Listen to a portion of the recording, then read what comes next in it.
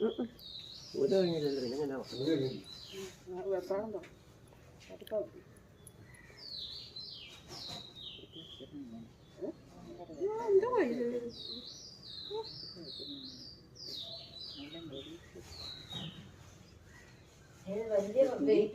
സൂക്ഷിച്ച് പിടിക്കണം കേട്ടോ.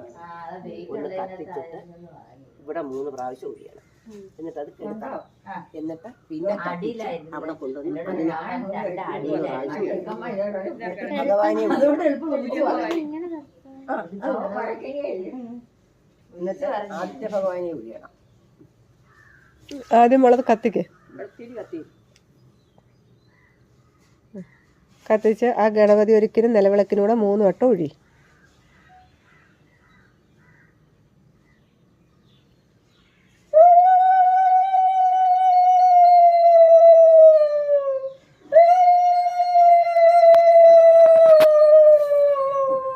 ഇനി കത്തിച്ചിട്ട്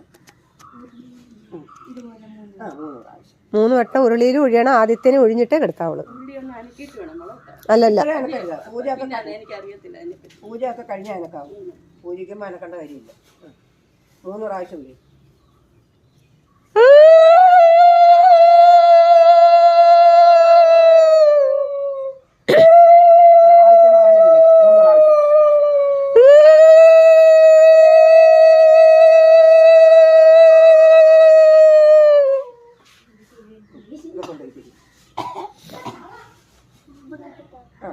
മതി. ഇപ്പുറത്തോട്ട് വന്നു ഇച്ചിരി പൂവെടുത്തിട്ട് ഗണപതി ഭഗവാനെ സങ്കല്പിച്ചൊരു 3 പ്രാവശ്യം ഇച്ചിരിച്ച ഇതിനെല്ലാം ഇടണം. വിളക്കിനും നറുനാരിക്കും ഒക്കെ ഇച്ചിരി പൂവെടുത്ത് 3 പ്രാവശ്യമായിട്ട് അടുത്ത കയ്യിലോട്ട് വെച്ചുകൊണ്ട് വെച്ചിട്ടിങ്ങനെ ഓരോ പൂവ് അതിനുണ്ടല്ലോ പൂവുണ്ട്. 3 പ്രാവശ്യം ഗണപതി ഭഗവാനെ മനസ്സിൽ കണ്ട് ഗണപതി ഒരുക്കിന് നറുനാഴിക്ക് പുറത്ത്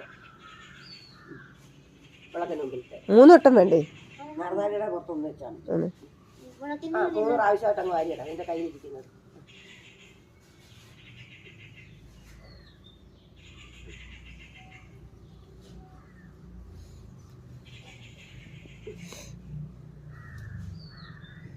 അതുപോലെ ഇത് പായസത്തിനകത്ത് 3 പ്രാവശ്യം.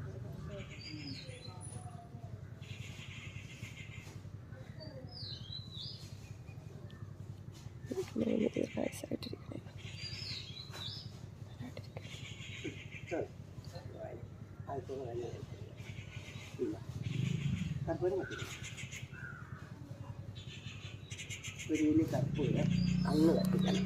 ബാക്കി ഇതിൽ തന്നെ കത്തിക്കണം. അപ്പുറത്തേക്ക്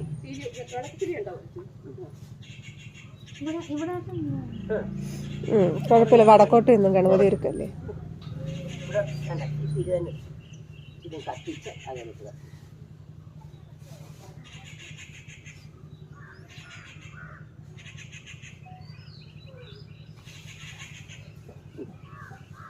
കത്തി കുഴപ്പമില്ല.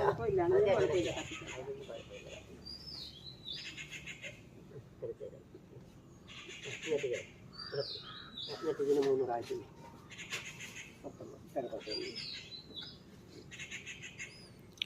ഓം വിഘ്നേശ്വരായ നമഃ. ഓം വിഘ്നേശ്വരായ നമഃ. ഓം വിഘ്നേശ്വരായ.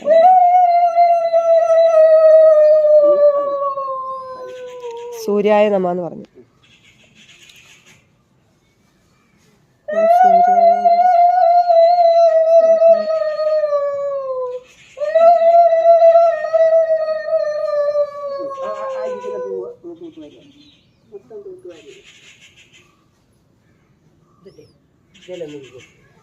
ഒരു പൂ അങ്ങോട്ട് ഇട്ട് ബാക്കി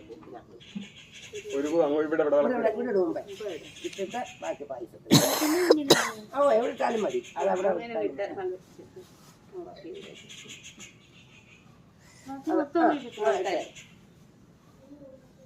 എന്നിട്ട് ആ ഉരുളി ഒന്ന്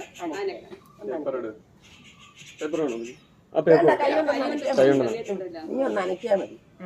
മതി